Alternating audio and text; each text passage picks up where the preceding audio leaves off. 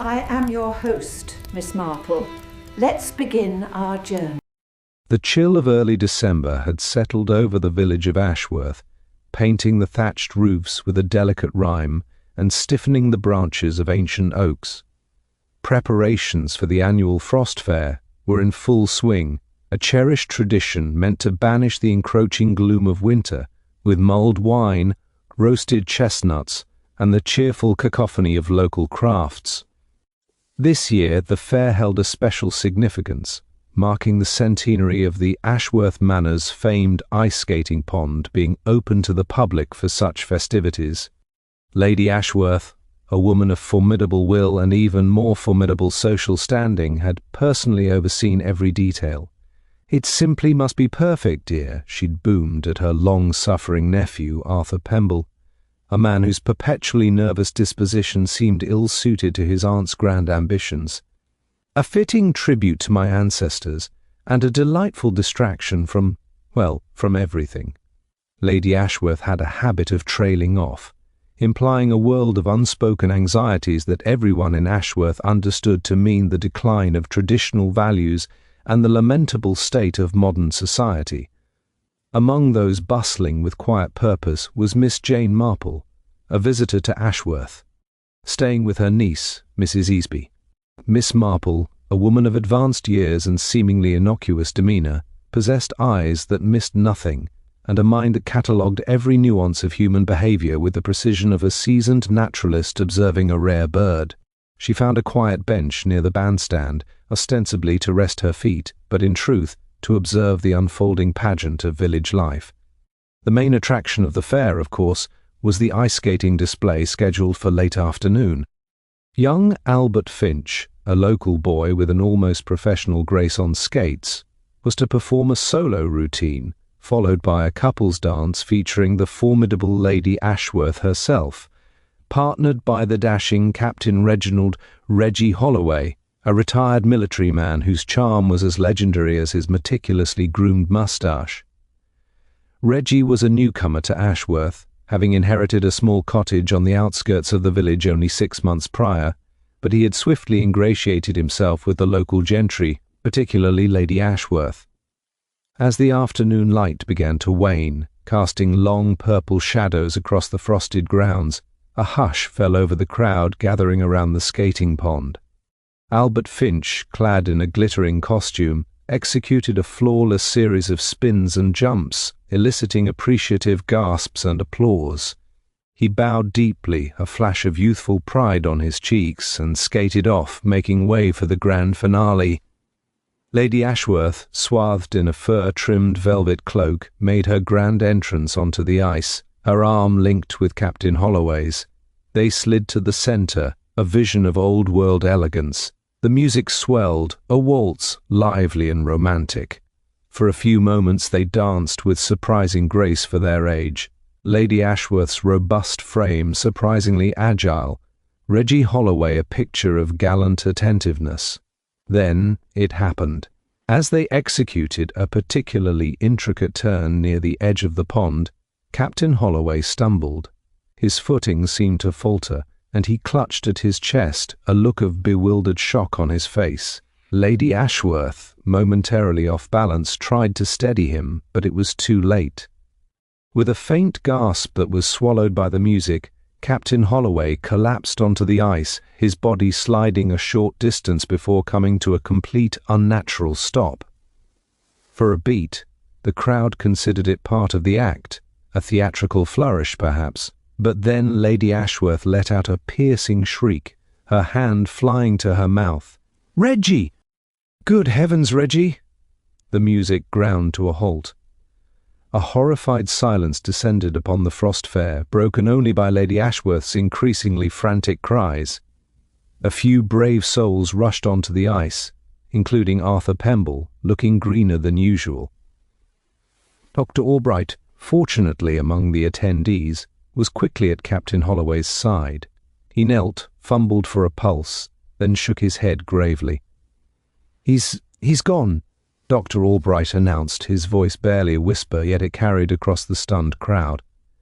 "Cardiac arrest, I should think, sudden and quite final." Miss Marple, from her quiet bench, observed the chaotic tableau. The vibrant colours of the fair now seemed muted, a grim backdrop to the dark stains spreading beneath Captain Holloway's prone form. Cardiac arrest, Dr. Albright had said. And yet, Miss Marple had noticed something, a tiny, almost imperceptible detail as Captain Holloway had stumbled, a flicker of something more than just a faltering step. The Frost Fair, meant to be a celebration, had become a scene of unexpected death, and in Ashworth, a village that prided itself on its peaceful rhythms, the first discordant note of murder had just been struck beneath the winter snow. The heavy silence that followed Dr. Albright's pronouncement was soon replaced by the low, frantic hum of a village in shock. Within an hour, the festive lights of the Frost Fair were extinguished, replaced by the harsh, clinical beams of flashlights held by the local constabulary. The ice, once a stage for elegance, was now a cordoned-off crime scene, though the official word remained that a tragic accident of the heart had claimed the life of Captain Reggie Holloway. While the villagers were ushered toward the gates, the air thick with whispered speculations, Miss Marple remained on the periphery, her hands tucked neatly into her wool muff. She watched the way the crowd splintered into small, huddled groups, noting that tragedy often acted as a chemical reagent, revealing the true composition of those it touched. In the immediate aftermath, the village of Ashworth did what English villages do best: it talked. By the time Miss Marple returned to her niece's cosy salon, the rumours had already taken flight. Mrs. Easby, fluttering about with a teapot, was a fountain of local hearsay. She recounted how the butcher's wife had seen Reggie Holloway looking positively grey earlier that morning, while the vicar's daughter insisted she had seen him arguing with someone behind the cider tent. Miss Marple listened with a polite vacant smile, nodding at the appropriate intervals, but her mind was elsewhere. She was thinking of the way the captain's hand had jerked toward his throat, not his heart, in those final seconds. It reminded her very much of old Mr. Badger from St. Mary Mead, who had once swallowed a wasp in his beer, a sudden, frantic realization of something being very wrong indeed. The following morning, the gossip grew teeth. It was whispered at the post office that Captain Holloway's finances were not as robust as his military bearing suggested. Mrs. Pardoe, the village's self-appointed moral compass, hinted darkly that newcomers with charm often have much to hide. The focus began to shift from the tragedy of the death to the mystery of the man himself. Miss Marple, out for a morning walk to clear the winter fog from her senses, found herself near the manor gates where she encountered Lady Ashworth's nephew, Arthur Pemble. The young man looked haggard, his coat buttoned unevenly against the wind. He was pacing the gravel path, staring at the frozen ground as if it might offer an explanation for his aunt's sudden hysterics. "A terrible business, Miss Marple," Arthur said, his voice jumping an octave. "Simply terrible. My aunt is prostrate with grief, of course. She's convinced it was the excitement of the centenary. She blames herself for insisting on the waltz." Miss Marple adjusted her scarf with meticulous care. "Excitement is a heavy burden for a man of the captain's age, certainly, but he seemed a very vigorous gentleman, did he not? He had a stride like young Farmer Giles, who is 20 years his junior." Arthur fidgeted with his gloves, avoiding her gaze. "Vigour can be deceptive. The doctor said heart, and the doctor knows best. Anything else would be, well, it would be unthinkable in Ashworth. We don't have scandals here, only unfortunate turns of fate." Miss Marple watched him walk away, his shoulders hunched as if expecting a blow. She noted that he hadn't mentioned the captain's debts, which were now the talk of the Blue Boar pub. It was curious how the family was so quick to embrace the weak heart theory. It reminded her of the time the churchwarden's roof had collapsed. Everyone blamed the snow, but Miss Marple had noticed the dry rot months before. People always preferred a natural disaster to a human failing. It required less looking into one's own backyard. As she moved through the village, she observed the others. There was the local chemist, Mr. Himsworth, who seemed unusually busy scrubbing his shop windows in the freezing cold, and the young skater Albert Finch, who sat on a stone wall looking not sad but strangely terrified. Each person offered a different fragment of the captain's character. To some, he was a hero, to others, a cad, to a few, a threat. The police, led by Inspector Slack's local counterpart, a man named Inspector Bullock, seemed satisfied with the medical explanation. Bullock was a man who liked things to be tidy, and a heart attack on ice was the tidiest conclusion one could hope for. He had already authorized the removal of the body and was seen patting Lady Ashworth's hand with clumsy sympathy. Miss Marple, however, remained unconvinced. She sat on a bench overlooking the now deserted pond, her eyes fixed on the spot where Reggie Holloway had fallen. The snow had begun to fall again, a light dusting that threatened to bury any physical evidence left behind. But Miss Marple didn't need the snow to clear. She was looking at the patterns of the people, not the ice. In her experience, a village in the wake of a natural death didn't usually vibrate with this much suppressed fear. It wasn't grief that was making the air in Ashworth so brittle. It was the frantic, silent hope that the truth would stay buried under the winter frost. She pulled her coat tighter, her sharp blue eyes clouded with a gentle, ruthless curiosity.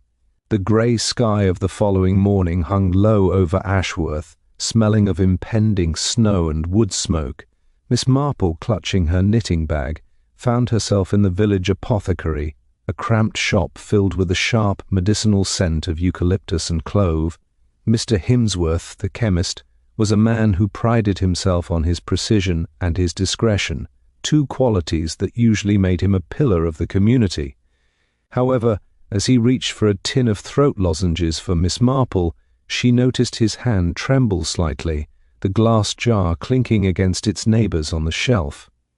It was a small tremor, the kind one might attribute to the cold, but Miss Marple recognized it as the specific vibration of a man who had spent a sleepless night revisiting a particular memory. She remarked gently on the tragedy at the pond, her voice a soft trill of grandmotherly concern. Mr. Himsworth sighed, his shoulders slumping.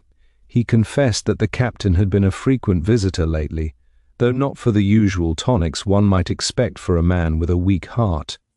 Instead, the captain had been purchasing heavy quantities of a specific liniment for muscular strain. Miss Marple tucked this information away, noting that a man worried about his heart rarely spends his time worrying about a stiff leg. It reminded her of old Mr. Bentley from her own village, who spent a fortune on a hair restorer while his lungs were failing. People often obsess over the trivial when the catastrophe is too large to face.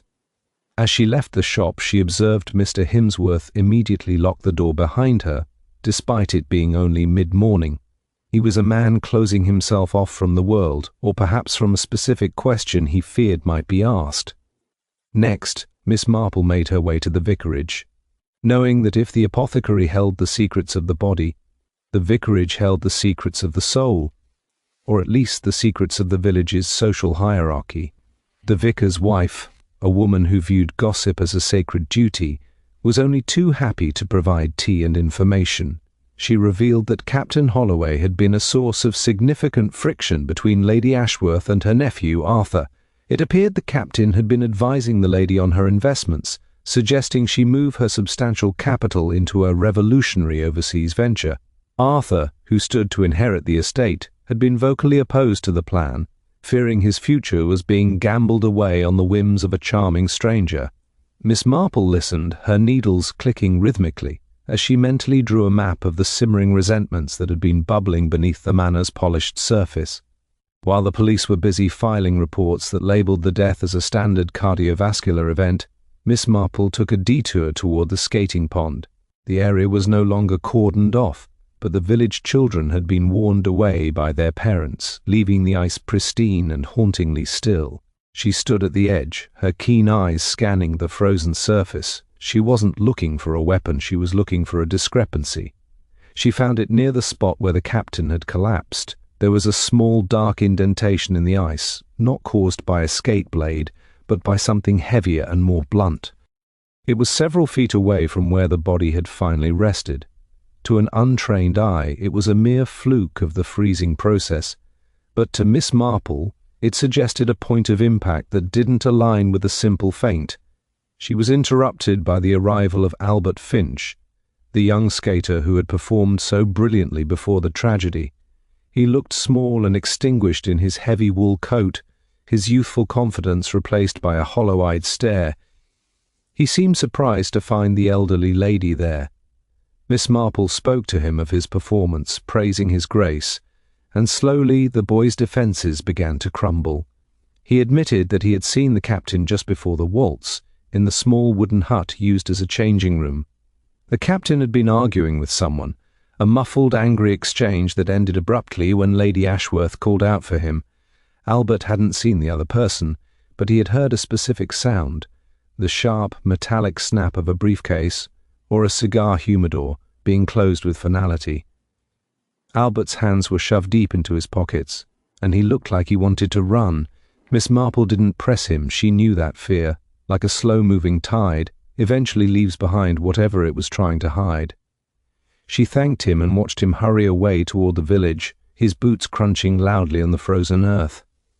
The pattern was beginning to emerge, though its final shape remained obscured. There was a man with financial secrets, a nephew with a motive of preservation, a chemist with shaking hands, and a silent witness who had heard the sound of a closing door. None of these things on their own pointed to a crime, but together they formed a discordant symphony that Miss Marple had heard many times before. She began her walk back to Mrs. Easby's house, her mind comparing the situation to the time the local draper had disappeared in St. Mary Mead. Everyone had assumed he'd run off with the milliner, but Miss Marple had noticed he'd left his favourite pipe behind. A man may leave his wife, she reasoned, but he rarely leaves his comforts unless he has no choice. Captain Holloway had left behind a web of financial intrigue and a village full of people who were far too eager to accept a natural death. As the first few flakes of a new snowfall began to drift down, Miss Marple felt a cold certainty settling in her chest. The heart attack was a convenient fiction, a blanket of snow meant to cover a much darker reality. She would have to be very careful. In a village as small as Ashworth, a woman who asks too many questions often finds herself the next subject of the morning gossip. By the following afternoon, a sense of forced resolution had settled over Ashworth, brought about primarily by the arrival of Inspector Bullock at the local constabulary. Bullock was a man of substantial girth and limited imagination, who viewed every case as a series of boxes to be ticked. Having received Dr. Albright's preliminary report citing heart failure, he was eager to wrap up the formalities before the heavy snow blocked the roads to the county seat. However, the discovery of a missing ledger from Captain Holloway's cottage had injected a sudden, frantic energy into the proceedings. The ledger, which supposedly detailed the captain's various investment schemes, was nowhere to be found, and the police had quickly settled on a convenient target, the local handyman Silas Thorne. Silas was a man of surly temperament and a known history of poaching, making him the perfect candidate for a robbery gone wrong. Miss Marple sat in the corner of the Blue Boar's tea room, her knitting needles clicking a rhythmic counterpoint to the boisterous proclamations of Inspector Bullock at a nearby table. The inspector was holding court, explaining to a rapt audience of locals how Silas had likely broken into the cottage to steal the captain's silver, been interrupted, and later followed the captain to the fair to ensure his silence. It was a theory that lacked both elegance and evidence, but it satisfied the village's need for a villain who wasn't one of their proper residents. Miss Marple, however, noted the way Bullock's thumbs tucked into his waistcoat, a sign of a man who was more interested in being right than being thorough. It reminded her of the time the postmaster in St. Mary Mead had accused the delivery boy of theft, simply because the boy had a loud whistle and dirty fingernails, while all the while the money had been mislaid by the postmaster's own dizzy sister. The inspector's confidence was bolstered by the fact that a pair of muddy boots, matching Silas's size, had been found near the captain's garden gate. To Bullock, this was the smoking gun that tied the rogue to the scene. He ignored the fact that Silas Thorne worked in almost every garden in the parish, and that his boots could be found virtually anywhere. While the police were busy hauling a protesting Silas into the station, Miss Marple observed the reactions of the onlookers. Lady Ashworth's nephew, Arthur Pemble, seemed remarkably relieved by the news, his face losing its sickly pallor for the first time since the tragedy. He even went so far as to offer the inspector a celebratory cigar, praising the efficiency of the law. It was a performance that struck Miss Marple as just a fraction too enthusiastic, like a schoolboy who has successfully shifted the blame for a broken window onto a passing stray dog. Miss Marple knew that the obvious suspect was rarely right on matters of the heart and the purse. She thought of Captain Holloway's stumble on the ice, the specific, clutching motion of his fingers. If Silas had intended to kill the captain for a ledger or silver, why do it in the middle of a public waltz? It was a clumsy, illogical method for a man who made his living by being stealthy in the woods. No, the death had a theatrical quality to it, a deliberate timing that suggested someone who understood the rhythm of the fair. She turned her attention to Lady Ashworth herself, who had made a brief, dramatic appearance at the apothecary to purchase smelling salts. The lady was draped in mourning weeds so heavy they seemed a burden. Yet her eyes were sharp and restless, darting toward the manor's solicitor whenever he came near. The village was eager to close the chapter, to believe that Silas Thorne had simply frightened the captain into a fatal spasm, but Miss Marple remained troubled by the missing ledger. A poacher steals silver or spirits. He does not steal books of accounts unless he knows exactly what the numbers inside them represent. She recalled the way the chemist's hands had shaken and the sound of the metallic snap Albert Finch had described. Those were not the tools of a man like Silas. As the inspector declared the case all but settled, Miss Marple felt a familiar prickle of dissatisfaction. She knew police were looking at the frame of the picture rather than the painting itself. The true culprit was someone who understood the captain's value and the danger he posed, far better than a common thief ever could. As the sun dipped behind the frosted hills, casting a bruised light over the village, Miss Marple decided it was time for a more direct observation. She made her way toward the manor, ostensibly to deliver a jar of her niece's damson jam to the grieving Lady Ashworth. On the way she passed the police station, where the sounds of Silas Thorne's indignant shouting could be heard through the stone walls. Inspector Bullock was leaning against the doorframe, looking immensely pleased with himself. Miss Marple gave him a small, dithering wave, the picture of an elderly lady lost in her own thoughts. In reality, she was noting the tracks in the fresh snow leading away from the captain's cottage, tracks that were far too shallow to have been made by a man of Silas's heavy build. The mystery was not closing, it was merely being tucked away, and Miss Marple was determined to pull at the thread until the whole deceptive fabric unravelled. The delivery of the damson jam provided Miss Marple with the perfect pretext to enter the drawing-room of Ashworth Manor, a space that felt strangely chilled despite the roaring fire in the hearth. Lady Ashworth sat rigidly in a high-backed chair, her mourning veil cast aside like a discarded skin. Arthur Pemble stood by the window, his fingers nervously drumming against a mahogany side table.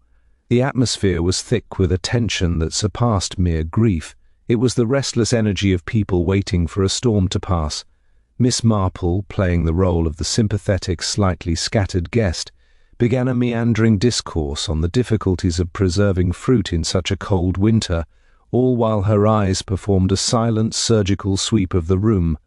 She noticed the way the silver tea service had been polished to a blinding sheen, yet a small circular stain remained on the desk in the corner, a mark left by a heavy glass perhaps, or a bottle that had been placed there in haste. It was during a lull in Lady Ashworth's practised lamentations that Miss Marple's attention was caught by something utterly mundane. Near the coal scuttle lay a small discarded scrap of paper, barely an inch long. To anyone else it was a fragment of household rubbish, likely dropped by a servant. But to Miss Marple, who had spent decades observing the meticulous habits of the English gentry, The colour of the paper was peculiar. It was a distinctive, pale shade of violet, the exact hue used by the local chemist, Mr. Himsworth, for his most potent and regulated prescriptions. She remembered the shaking hands of the chemist and the way he had locked his door so prematurely. She also remembered that Lady Ashworth had mentioned taking nothing but herbal tea for her nerves since the captain's passing. If the lady was not the one using the chemist's stronger preparations, then who in the house was? As she sipped her tea, Miss Marple steered the conversation toward the Frost Fair and the tragic waltz. She mentioned, quite casually, how remarkably cold the ice must have been that day. "It's a wonder the captain didn't slip sooner," she remarked, her voice as soft as wool, though I suppose with those specialized skates of his he felt quite secure. Such a modern design, with the extra long toe picks. She watched Arthur Pemble closely as she spoke. He didn't flinch, but his drumming fingers stopped instantly. He looked at her with a sharp, sudden intensity that vanished as quickly as it had appeared. He told her that he hadn't noticed the captain's skates at all, which Miss Marple knew to be a lie. Arthur was an amateur sportsman who prided himself on knowing the latest equipment. For him to ignore a high-end pair of skates was as unlikely as a cat ignoring a bowl of cream. The minor, overlooked detail that truly anchored her suspicion, however, was not the paper or the skates, but a pair of pruning shears sitting on the hallway table as she made her departure. They were impeccably clean, yet they sat atop a fresh copy of the Financial Times. Miss Marple paused to adjust her galoshes, leaning slightly to get a better view. Stuck in the hinge of the shears was a tiny translucent thread, not of wool or silk, but of a synthetic material, like the fishing line used by the local youths, or perhaps the reinforced cord used to secure the heavy decorative banners at the Frost Fair. It was a fragment of a plan, a physical manifestation of a thought that had transitioned into action. She thought of the dark indentation she had seen in the ice, the one that didn't match a skate blade. A chillingly simple theory began to crystallize in her mind, one that involved physics as much as psychology. Returning to her niece's house, Miss Marple sat by the window and watched the snow begin to fall with renewed vigor. She thought of a similar incident years ago in St. Mary Mead involving a rigged greenhouse door and a very impatient heir. People often assumed that murder required a great deal of strength or a complicated weapon, but Miss Marple knew that a little bit of gravity and a well-timed tug could be just as lethal as a pistol. The captain had not died of a heart attack. He had died of a heart that was forced to stop. The stumble on the ice was not a failure of his body, but a success of a hidden mechanism. The missing ledger was a distraction, a piece of bait moved by a hand that was now busy polishing silver and acting the part of the grieving relative. Police were still congratulating themselves on the arrest of Silas Thorne, but Miss Marple knew they were holding a man for the wrong crime. Silas might have been a thief, but he was not a weaver of intricate traps. The person who had killed Reggie Holloway was someone who moved with the social grace of a gentleman and the cold precision of an accountant. As she picked up her knitting, she felt a deep, familiar sadness. Human nature was so often predictable in its greed. The beauty of the winter snow was now, to her, nothing more than a shroud covering a very clever and very cruel piece of stagecraft. She would need to see the captain's skates for herself, but she suspected they had already been misplaced by someone who realized that a small scratch on a blade could tell a very long story. The following morning the sun emerged with a blinding cold brilliance that did little to warm the atmosphere of Ashworth. While the village appeared frozen in time, the internal machinery of its social life was grinding with renewed friction. Miss Marple, under the guise of returning a borrowed book to the parish library, found herself sharing a table with Miss Hinchcliffe, a retired headmistress whose memory for local pedigree was as sharp as a winter frost. Miss Hinchcliffe was not one for soft words. She spoke in declarations. Over lukewarm tea, she revealed that the dashing Captain Holloway had not actually been a captain at all, but a former clerk in a London brokerage who had been asked to leave under a cloud of unexplained discrepancies. This revelation shifted the entire perspective of the man's presence in the village. He wasn't a gentleman of leisure, he was a man on the hunt, and Ashworth had been his private preserve. According to Miss Hinchcliffe, the captain had spent the last several months systematically cataloguing the vulnerabilities of the local gentry. He had discovered that Mr. Himsworth, the chemist, was struggling with a gambling debt that threatened the very foundations of his respectable shop.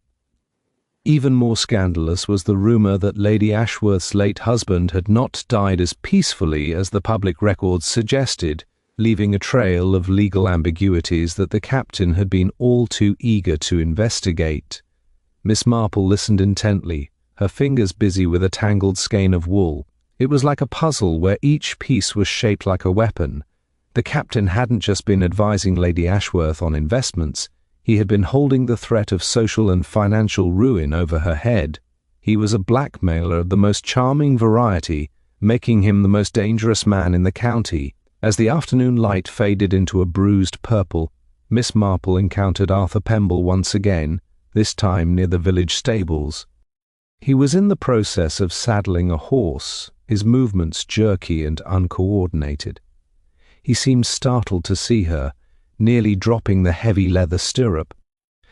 Miss Marple remarked on the beauty of the horses, but quickly steered the conversation toward the captain's cottage.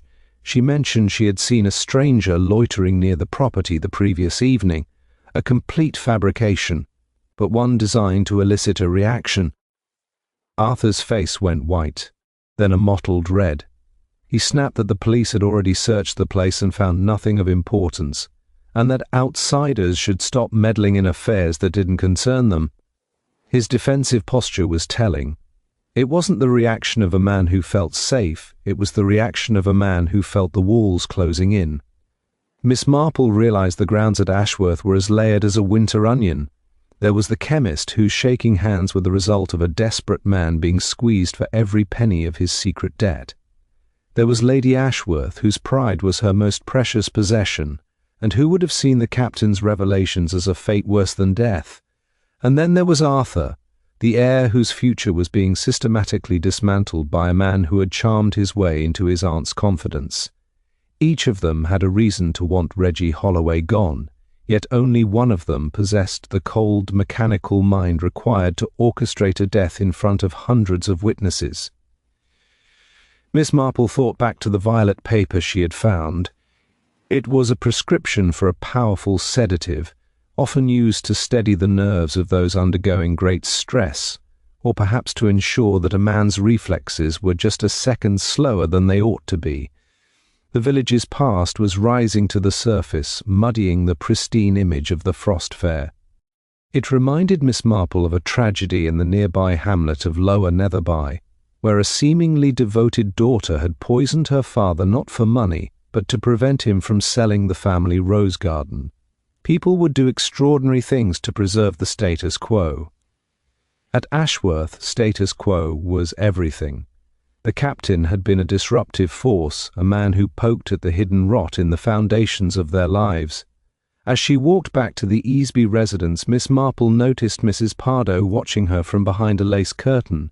The air of suspicion was no longer directed solely at Silas Thorne, it was turning inward.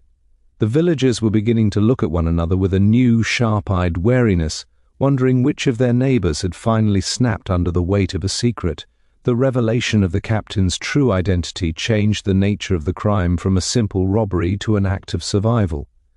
Miss Marple understood now that the missing ledger was not just a record of money, but a map of the village's collective shame. Whoever had killed the captain had also taken that ledger, ensuring that the secrets of Ashworth remained buried with him. She sat by the fire that evening, her knitting forgotten in her lap. The pieces were almost all in place. She knew the why and she was beginning to understand the how. All that remained was to find the one piece of physical evidence that the killer, in their arrogance, had deemed too insignificant to destroy. The true twist was not that everyone had a motive, but that the person most likely to be innocent was the one holding the most dangerous secret of all. Just as the village seemed ready to accept Silas Thorne's guilt as an established fact, a new and startling revelation rippled through Ashworth, threatening to overturn the precarious peace. It happened during the early hours of Thursday morning, when the village sexton, making his rounds to clear the heavy drifts from the church porch, discovered a discarded leather satchel half buried in a snowbank near the vicarage wall. When Inspector Bullock was summoned, he found the bag contained not only the captain's missing ledger, but also a collection of personal effects that belonged to none other than the chemist, Mr. Himsworth. Among the items was a handwritten note, purportedly from the captain, demanding a meeting at the skating pond on the night of the fair to settle the matter of the outstanding balance. The discovery was a bombshell that shifted the police's focus instantly from the lowly poacher to the nervous apothecary. The village reacted with a mixture of horror and a strange, perverse sort of glee. To many it made perfect sense, the man of science using his knowledge of chemicals to induce a heart attack. Inspector Bullock, sensing a more sophisticated victory than the arrest of a local drunk, descended upon the chemist's shop with a team of officers. Mr. Himsworth was led away in handcuffs, his face a mask of pale, stuttering disbelief. He kept protesting that he had never seen the satchel before and that the note was a forgery, but the presence of his own prescription pad inside the bag was a damning piece of evidence that Bullock was not prepared to ignore. To the casual observer, the case was now doubly closed, the motive of blackmail clearly established by the ledger's presence alongside the chemist's belongings. Miss Marple, however, found the discovery too convenient. She watched the procession from the post office window, her brow furrowed in deep thought. In her long experience of human nature, she had found that when evidence is presented like a gift on a silver platter, it is usually because someone has gone to great lengths to polish it. The satchel's location was particularly curious. Why would a man as meticulous as Mr. Himsworth throw a bag of incriminating evidence into a snowbank, only a few hundred yards from his own shop? It reminded her of the time the village blacksmith in St. Mary Mead was accused of stealing a pig. Because the animal was found tied to his anvil, it was so obvious that it had to be a plant. Real criminals, she mused, are rarely so considerate of the police's time. She spent the afternoon visiting the site where the bag had been found. The snow here was trampled by police boots, but she noticed something the men had overlooked. Near the spot where the satchel had rested, there were several small, blue-stained indentations in the ice beneath the snow. They were the exact color of the decorative bunting used at the manor's festivities. This suggested that a fleeing man had not tossed the bag there, but had been placed there carefully, perhaps even carried in a bundle of leftover party decorations. The deception was layered, meant to reinforce the idea that the chemist was the culprit while simultaneously disposing of the ledger that could implicate others. The killer was not just removing a threat, they were orchestrating a theatrical fall for a secondary victim. While the village buzzed with news of the chemist's arrest, Miss Marple visited young skater Albert Finch. She found him behind his father's cottage, attempting to sharpen his own skates with a handstone. He looked even more frightened than before. Miss Marple spoke of the chemist's arrest. Watching the boy's reaction closely, Albert let out a shaky breath and admitted that on the night of the fair he had seen someone else near the changing hut, someone who wasn't Mr. Himsworth or Silas Thorne. He had seen a figure draped in a heavy fur-lined cloak, the kind worn by the residents of the manor, moving toward the pond long before the waltz began. The figure had been carrying a coil of something long and thin, which they had tucked beneath their arm with great care. This new revelation confirmed Miss Marple's growing suspicion that the murder was a masterpiece of timing. The new evidence found in the snow was a classic misdirection, a red herring designed to satisfy the inspector's desire for a quick resolution, while the true architect of the crime stood by in sympathetic mourning. The killer had realized that the natural death theory was beginning to fray, and had acted decisively to provide a more palatable yet equally false alternative. As she walked home, the wind whistling through the bare branches, Miss Marple felt a cold respect for her opponent. This was a mind that understood the prejudices of the village perfectly. By sacrificing the chemist, the killer hoped to bury the truth forever under the weight of a legal certainty. She sat in her room that evening, her knitting needles silent for once. The ledger was now in the hands of the police, but she suspected that any pages truly damaging to the real killer had already been removed or altered before the bag was found. The true struggle was no longer about finding the killer, it was about proving the innocence of a man who was too terrified to speak for himself. The killer was bold, confident, and currently basking in the relief of a successful frame-up. But they had forgotten one thing. A woman who has spent her life observing the habits of village life knows that a leopard does not change its spots, and a person who plans a murder with such precision will always leave one small human error in their wake. The following morning Miss Marple requested a private audience at Ashworth Manor, ostensibly to return a delicate lace handkerchief she claimed Lady Ashworth had dropped during the commotion at the pond. She was received in the morning room, a space dominated by a large mahogany desk, and a window overlooking the frozen gardens. Lady Ashworth was present, but it was Arthur Pemble who drew Miss Marple's focus. He was seated by the fire, nursing a cup of black coffee, his movements possessing a newfound brittle confidence. The chemist's arrest had clearly acted as a tonic for his nerves. Miss Marple settled into an armchair with a soft sigh of gratitude, her knitting bag perched on her knees like a faithful pet. She began to speak of the chemist's arrest, her voice wandering through a labyrinth of village anecdotes. She spoke of a similar case in a village near St. Mary Mead, where a local tradesman had been accused of a crime because of a misplaced piece of evidence. "It is so easy to misinterpret what one sees," she mused, her needles beginning their steady click. "People see a ledger and a note, and they think they see the truth. But I often think of my dear friend Mrs. Pringle's nephew.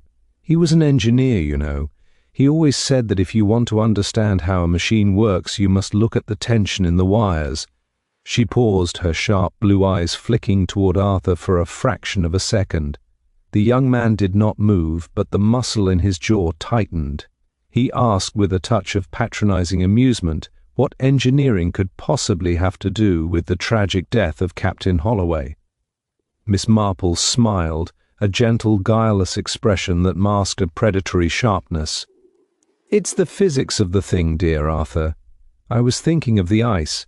To make a man stumble so perfectly at the exact moment the music swells, one wouldn't need a heart attack. One would only need a very thin, very strong wire, perhaps even a fishing line, stretched taut just an inch above the surface." She watched Arthur's hand, reaching for his coffee, froze in mid-air. He laughed, a short, barking sound that lacked any genuine mirth. He remarked that such a thing would be impossible to set up in front of a crowd. Miss Marple nodded in agreement, her needles never faltering. "Oh, quite impossible during the dance, but before, when the decorative bunting was being hung? Someone with a heavy cloak could easily hide a reel, and if that someone were an amateur sportsman, they would know exactly how to secure it to a fixed point, like a decorative pole, and then release it once the deed was done." She then turned her gaze to a small ornamental cabinet near the desk. "I noticed the pruning shears on the hall table the other day," she continued, her voice dropping to a confidential whisper. "They were so very clean, it reminded me that a clever person always cleans their tools after cutting through something they shouldn't have, like a line that has outlived its usefulness." Arthur stood up abruptly, pacing toward the window. He told her that her imagination was getting the better of her, and that the police had the man they wanted. He was leaning heavily on the window-sill, his knuckles white. Miss Marple did not look up from her knitting. She spoke instead of the captain's skates, mentioning that she had seen a very curious scratch on the right blade, a horizontal gouge that didn't come from skating but from striking a stationary object at high speed.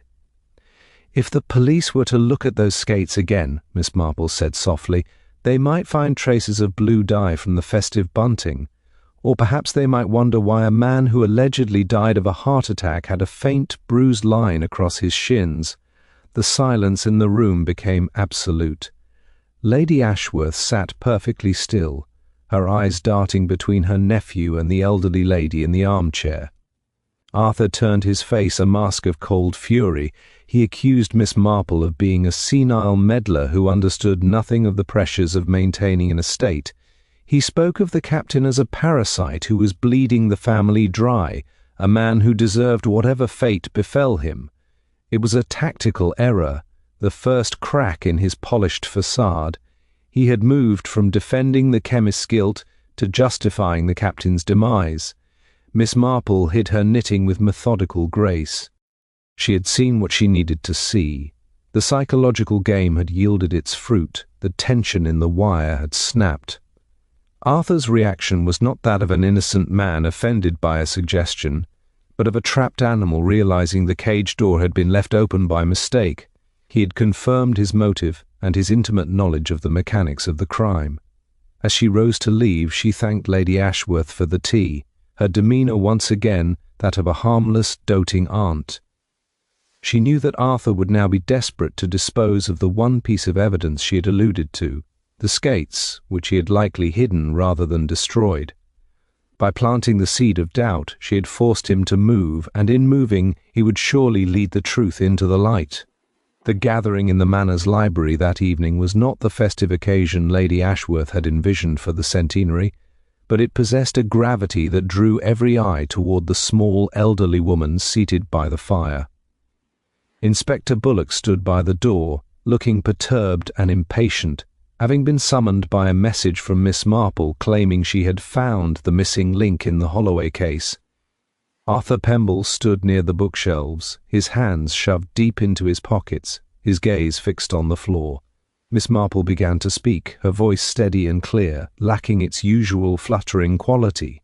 She started not with the murder, but with the nature of secrets. She explained that Ashworth was a village built on appearances, and that Captain Holloway had been a man who made a living by peeling back those appearances to see the rot beneath. She detailed how the captain had discovered the truth about the Manor's precarious finances and the legal irregularities Arthur had committed while managing his aunt's affairs. "A man like the captain doesn't just want money," Miss Marple observed, her eyes resting briefly on Arthur.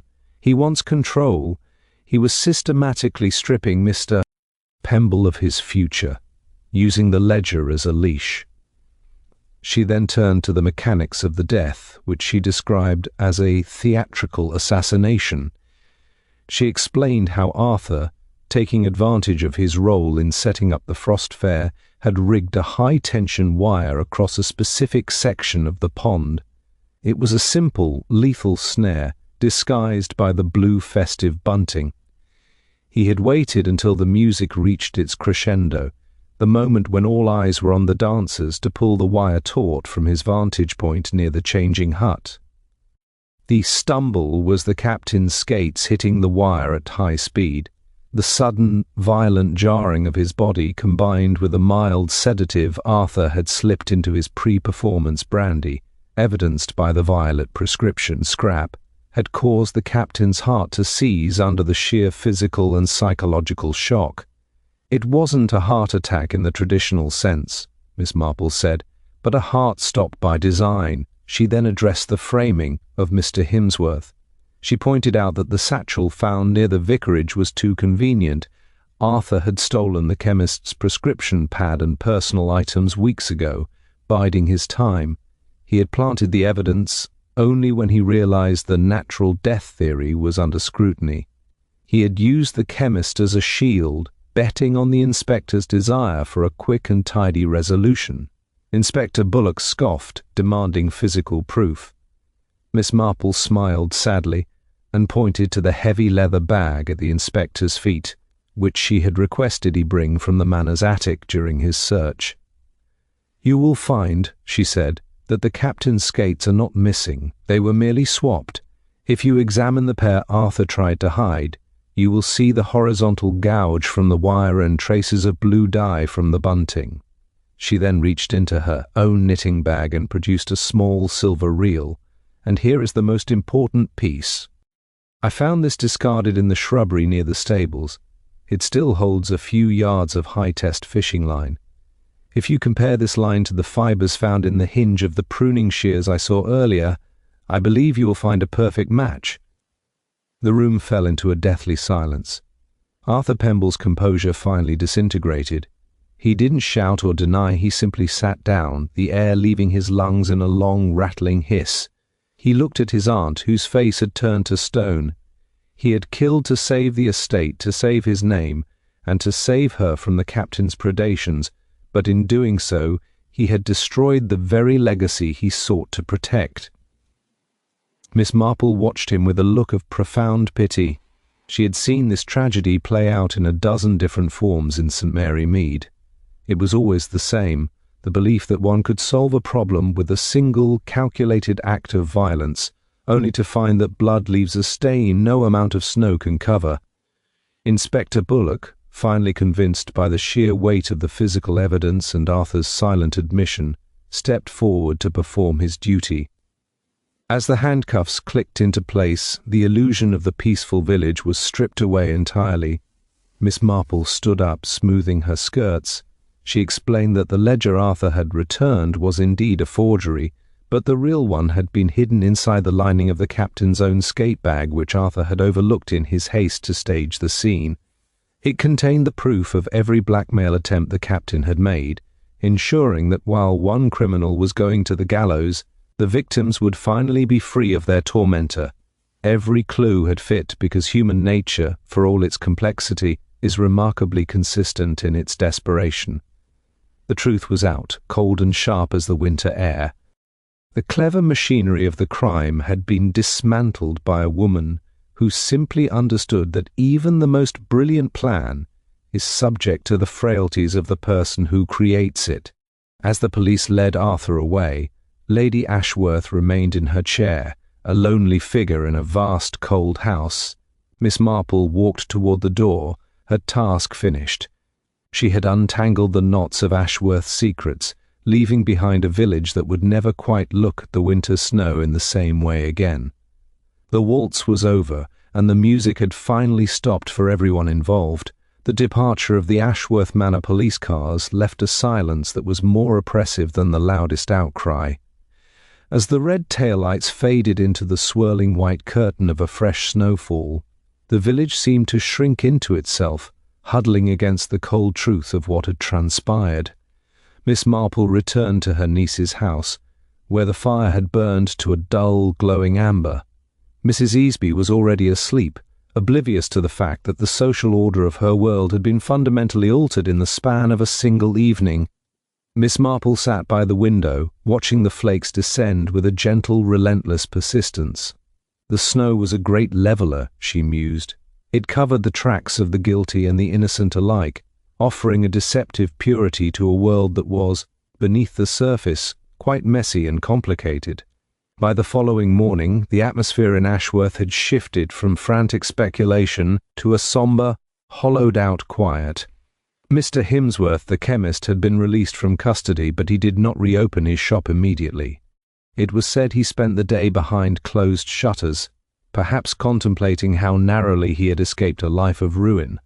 Silas Thorne was back at his cottage, though he found himself the recipient of many apologetic nods from neighbours who had been all too eager to believe the worst of him just 24 hours prior.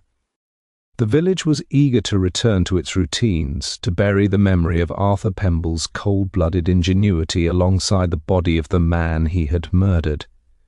Yet the air remained brittle. The trust that holds a small community together had been stretched thin, much like the wire Arthur had used on the ice, and once snapped, it was not easily mended. Miss Marple spent her final morning in the village visiting the parish church. She stood for a moment near the font, thinking of the many lives that began and ended within these stone walls, each one a story of ambition, fear, and the occasional tragic lapse in judgment. She found Lady Ashworth there, kneeling in a pew toward the back. The woman looked smaller, the grand velvet cloak replaced by a simple dark wool coat. They did not speak, there was nothing left to be said. Lady Ashworth's silence was that of a woman who had realized that her pride had been the catalyst for her nephew's downfall. Had she not been so desperate to maintain the illusion of her family's grandeur, Arthur might never have felt the need to resort to such a desperate, lethal measure. It was a classic case of the high price of keeping up appearances, a theme Miss Marple had observed in every corner of the country. Later that afternoon, as she packed her small suitcase, Miss Marple reflected on the nature of Captain Holloway. He had been a villain, certainly, a predator who fed on the anxieties of others. But his death had not brought the peace the village had hoped. Instead, it had revealed the capacity for cruelty in a man they had trusted. It reminded her of a gardener she once knew who killed a fox to protect his chickens, only to find that without the fox, the rats overran his cellar. Justice had been served, but it was a cold, hard sort of justice that left everyone a little poorer for it. The captain's ledger, now in the hands of the authorities, would likely remain a source of quiet dread for many in Ashworth for years to come, as the secrets it contained were slowly processed by the gears of the law. As she waited for the train that would take her back towards St. Mary Mead, Miss Marple watched the village children playing on a small hill, sliding down the fresh drifts on wooden sleds. Their laughter was the only sound that broke the stillness of the winter afternoon. To them the snow was still a source of wonder, a blank canvas for their games. They were young enough to believe that evil was something that happened in storybooks, not garden parties or local fairs. Miss Marple felt a pang of envy for their innocence. She knew that the world was a place of shadows, and that the most dangerous shadows were often those cast by the people one called friends. She adjusted her hat, her reflection in the train station window, showing a woman who looked like someone's grandmother, a person one might overlook in a crowded room. The train whistle blew, a mournful sound that echoed across the frosted valley. As the carriage pulled away, Miss Marple looked back at the village of Ashworth one last time. The manor stood tall on the hill, its windows dark, a monument to a legacy that had been tarnished beyond repair. She opened her knitting bag and pulled out a fresh ball of wool, her needles beginning their familiar comforting dance. There would be more villages, more secrets, and more patterns to untangle. Human nature was, after all, a persistent thing. As the train gathered speed, leaving the white hills of Ashworth behind, Miss Marple settled into her seat and began to knit. The mystery of the winter snow was solved, but the deeper mystery of the human heart remained as vast and unpredictable as the changing seasons.